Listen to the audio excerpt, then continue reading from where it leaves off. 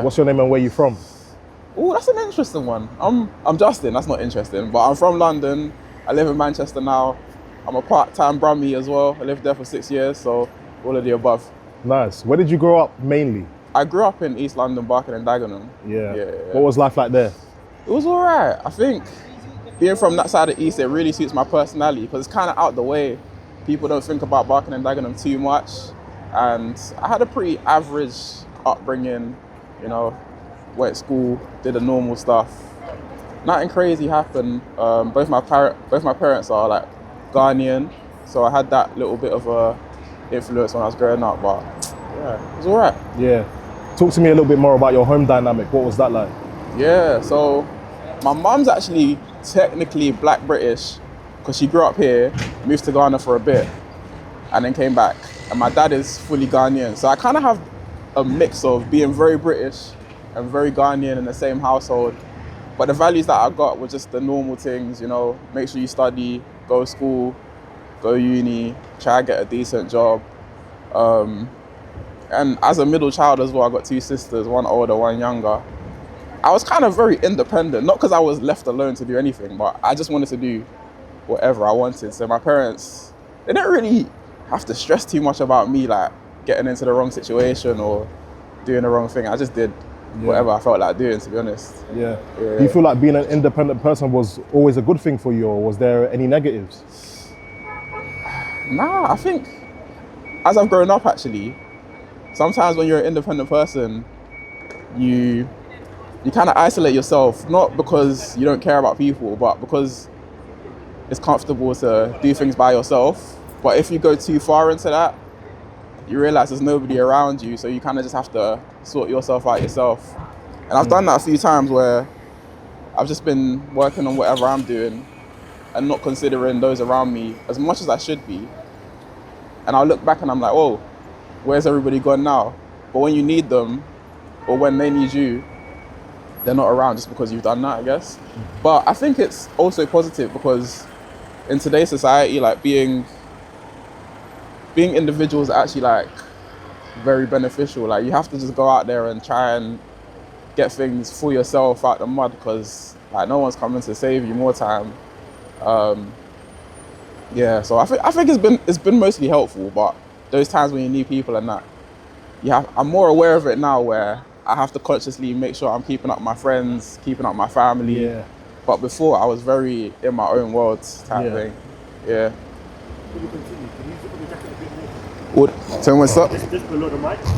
Yeah. Like there? Yeah, calm. Alright, cool. Would you say that you're somebody that when you go through difficult times or challenging times, you rely on the community around you? Or do you try to deal with it yourself? I do. I think my first like thing is try and fix it myself. Like if I get into a situation, I'll try and get out of it. I'm the type of person who I'll tell you what happened after it happens rather than when it's going on. I think that's just a coping mechanism. Nowadays, I really try to like tell my girlfriend or my family if there's like things bothering me, but for the most part, I'll just try and sort it myself, to be honest with you. Yeah. Is there any particular situations that stand out when you think of hard times? Think of hard times? Yeah, I guess like a situation where I really felt alone and I didn't know who to go to and I had to like draw on my family was a time when I got stabbed. I was victim to an armed robbery a couple years ago. A couple people, well, I just got a new car in it and I was living in Birmingham at the time and I drove back home from just getting shopping to make a little bit of food. And then two guys pulled up on me with like, you know, those big combat knives and ballies. And they came from nowhere. I don't know where they came from, like as if they were ready. And basically, long story short, they took my phone, took my car keys. And what was annoying is that when they were taking my phone, they were like, what's the password to the phone? And I can't lie, I didn't know the password because it was a pattern, innit? So I know the pattern, but I don't know like the actual numbers. Yeah. So when they were telling me to put it in, I was stressing. And that was making the situation worse because they're standing there longer and pressing me longer. So they had like a knife to here, and a knife to my like thigh here. I didn't realize it when I was in the situation because of the adrenaline, but the knife was actually like in my leg at the time. So when they're pressing me to get this password and it's going wrong, I'm getting stressed. Eventually I do it and they get the phone, they get the car, then they cut. And then I'm in a bit of a state of panic and I don't really know where to go from here. But like I said, I always try and figure things out by myself. So in my head, I'm thinking, let me just run away and then try and see if I can get the thing back or see what they do. But I'm panicking. So there's people like, the thing about this situation was there was people like really close by who saw everything that happened, but I don't think they wanted to help me because they were also scared. So I asked them for help. They didn't help me. I kept walking. And I think it's also because they thought I was involved in this exchange of like, I don't know, violence. And I kept on walking for a bit more and I found these other people and they actually took me into this climbing center it was. And that's when I realized I was actually bleeding like quite a lot on my right leg. But the adrenaline was so high that I didn't realize what was going on. So after that, like, they called the police. But in the center that I was at, everybody was looking at me and treating me as if I'd done something wrong. Like, nobody was consoling me, no one was helping me. I had to like ask them, can you please just call like the police and that. And it felt weird because it's like, these people don't know who I am, but they're just not being empathetic to the situation at all. Eventually police came, you know how it goes, they ain't doing nothing. And I felt so isolated in that moment. I didn't have my phone, I couldn't call no one. So I was just panicking, bro. And eventually I knew my friend, he lived not too far. So I went to him, shout out to the boy Eddie, and he took me in for the night and like helps me sort out my, you know, the find your phone things and all of that. Yeah. Like, and then the next day I stayed with my friend Valentina and my dad came and got me. Eventually I was able to contact my parents. My dad came and got me and then they took me home from there and then they just helped me like, and that was a point where I actually needed them to help build me back up because I was at the lowest I've ever been and I couldn't do that by myself. Yeah. And my sisters, they was amazing. My parents, they was amazing in helping me like just feel like myself again. And my friends as well, you know, they were very understanding about the situation. And yeah, I guess that was a time where you can't really do it by yourself, you know what I'm saying? It wasn't really the situation that was the deepest thing. It was kind of the aftermath and getting back to normal from that. Yeah. Yeah. Describe to me what the days after that situation were like. You know, was there a lot of paranoia? PTSD, man, like it was bad. Like I was so edgy. And what was worse about this whole situation was at the time I was doing TikTok as I do, and I was becoming a bit more noticeable in my community. So when I'd go outside, some people would say hello, and that's an amazing thing. But people would like know where I lived. Like somebody came up to me one time and they were like, yo, I know exactly where you live from the windows in your videos. I was like, boy, that is scary. Like, okay, that's that, yeah, thank you, but that's not what I want to hear. So I felt very paranoid anyways. And I'm just kind of like that in general. I'm very vigilant when I'm outside. But after that, I didn't go out for ages. And when I did, I'm looking at everybody weird. Even when people would come up to me and say hello or like,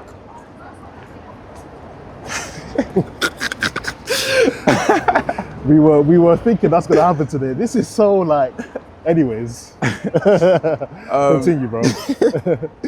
Yeah, when people would come up to me and be like, oh, hello, I know you from your videos or whatnot, I was grateful, but I was also like very wary of just people knowing me. I didn't really like the attention in that regard. And I think what was worse was, at the time, I was working still and I was working on this particular brand deal with this company.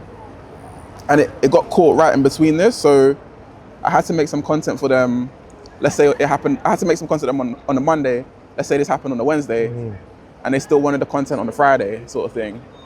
And I expressed to the agency, listen, this has happened.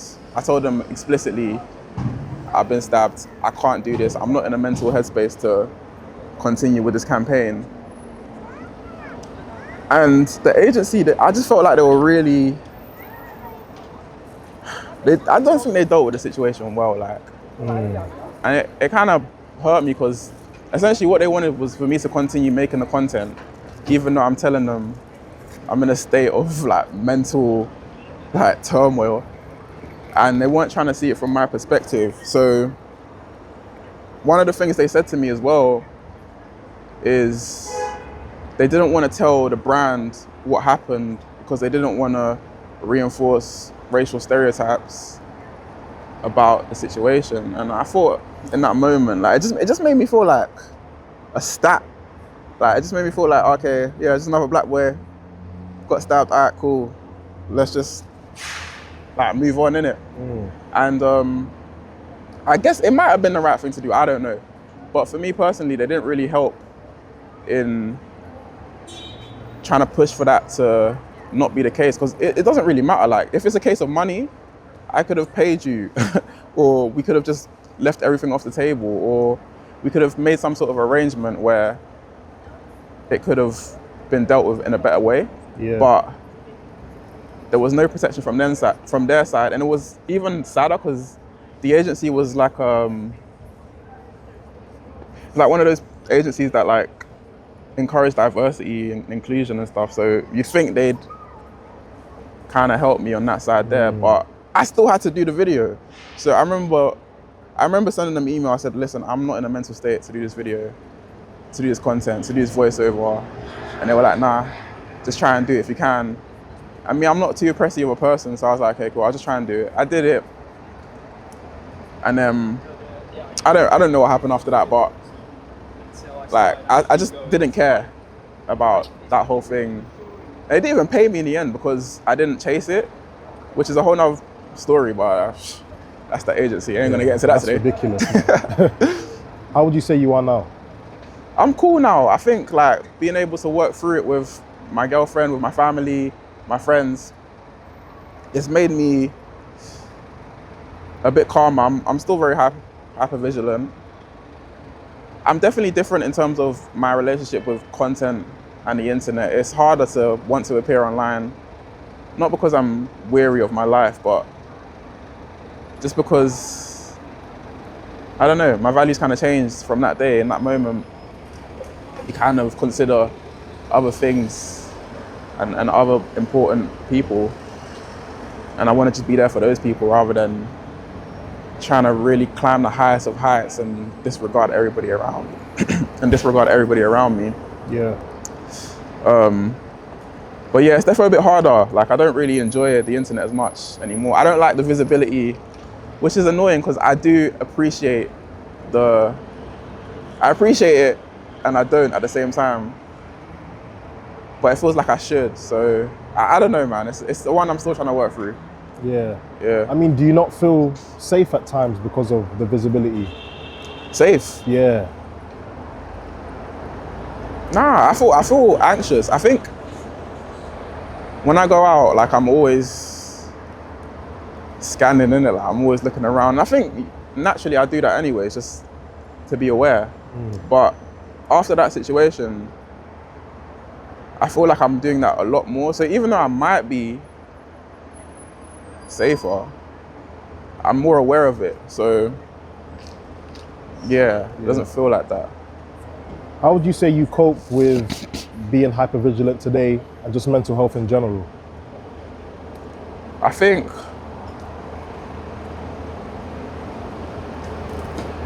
mental health is like